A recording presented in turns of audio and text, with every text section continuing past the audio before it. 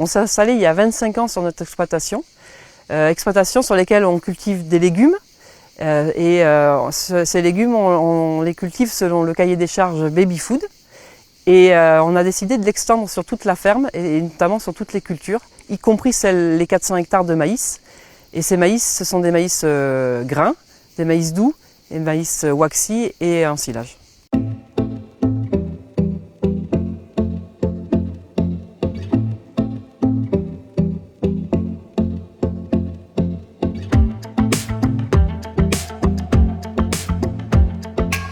Donc, je me suis installée en 2001 avec mon mari, donc suite à nos études à l'école d'agriculture de Purpan à Toulouse.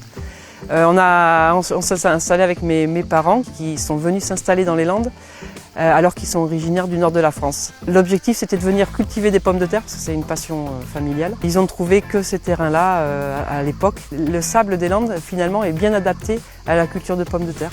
Ça correspond assez bien, et notamment pour faire des primeurs en saison décalée par rapport au nord de la France. Et donc pour faire les pommes de terre, il y a besoin d'une rotation assez importante. Et comme dans les Landes, la culture essentielle c'est le maïs, on l'intercale souvent entre deux pommes de terre, donc c'est-à-dire tous les 4-5 ans. Et puis on a beaucoup de chance dans le sud-ouest parce qu'on a plusieurs types de maïs, parce qu'on a des périodes culturales qui peuvent être assez longues. Donc on fait du maïs grain, du maïs en silage, du maïs waxy et du maïs doux.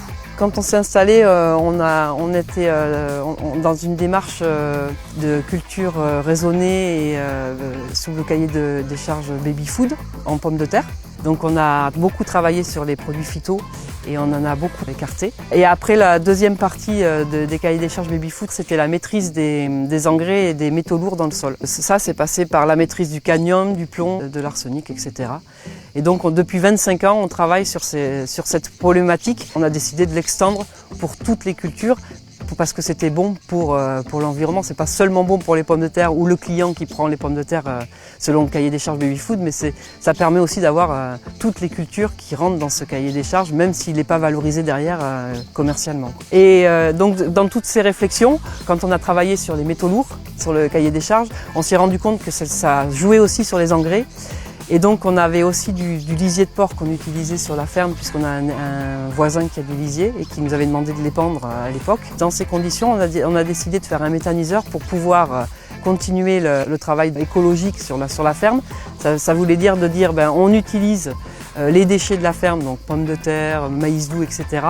pour pouvoir faire de l'énergie et de l'engrais. Des engrais sur lesquels on maîtrisait la composition. Enfin, ça permettait de faire de l'agriculture circulaire.